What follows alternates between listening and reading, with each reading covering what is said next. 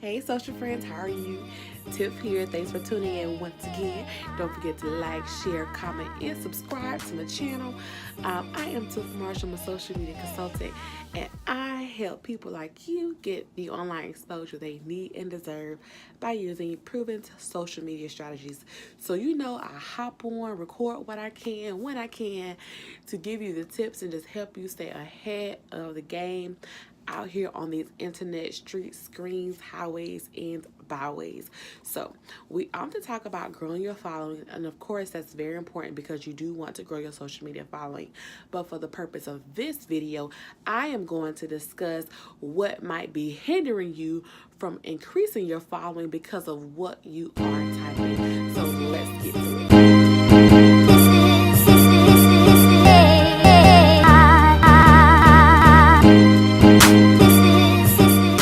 Alright, so I'm glad that you're here.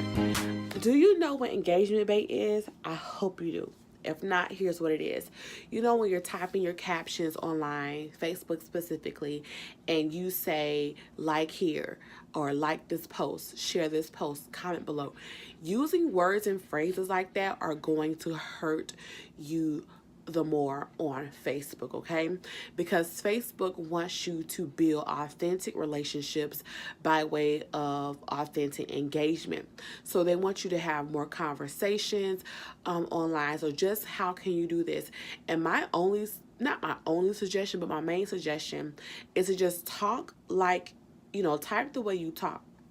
Use proper grammar, accordingly as it relates to your brand, right? Like, for example, some brands like the Slutty Vegan, they could have a little more leeway in their content. Gary V can say what he want to say. His audience knows that he's going to be using profanity. So, type the way your users or your audience will be expecting you to type. But you want to change up your call to actions, basically. Your call to action should be a little more conversational. They should be more of a phrase instead of a click here, buy now, or go here. It has to, be a lead in. So you want to make sure that you're not using engagement bait. Also, be very careful. I kind of want to say don't do it, but be very careful about running contests. Like, share this for a chance to win this. Facebook does not want that because it does not build authentic engagement.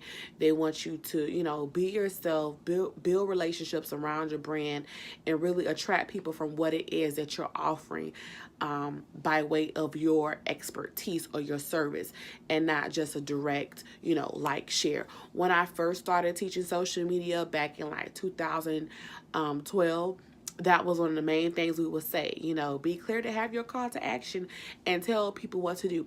You're still going to tell people what to do, but more in an indirect and in a more passive way. So we can't do what we used to do, and that's just how social media is going. So you want to make sure that you are writing better CTAs, better call to action, because if Facebook picks up that you are using engagement bait, they are going to decrease the reach of your posts.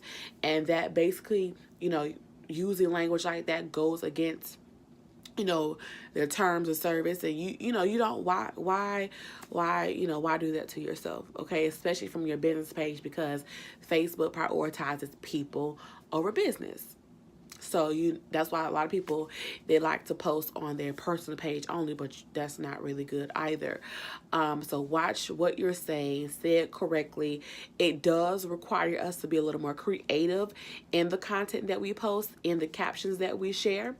It requires us to take a little more time, but I like it because it actually gives you opportunity to, tap into your brand and your brand messaging, and not just post like this post or share or click here to buy. That's kind of boring, and established brands that been around a long time, go and see what they post and what they share.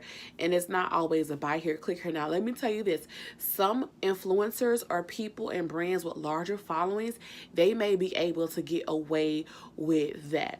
Okay, it may not apply to them. But if you have not reached influencer status yet, if your Facebook page doesn't have like 10, 15, 20, 30,000 likes yet, you still gotta abide by the rules. Same thing with Instagram. People who have, 10, 20, 30,000 followers on Instagram, they have, I don't want to say different privileges, but some rules don't apply to them. Like, I know a whole lot of influencers or people with 10,000 followers who have fake followers. I'm actually going to do you a video on how to spot fake followers. It's really easy, but just, as you're growing your following, as you're developing, just play by the rules. Just requires us to take a little more time and creativity to get our message out there, but you definitely can. A link below this video will help you with formulating better call to actions. If you have any questions, be sure to comment below, like, share, and subscribe. And don't forget to follow me on Instagram at I am Tiff Marshall. Until next time, be social, so social.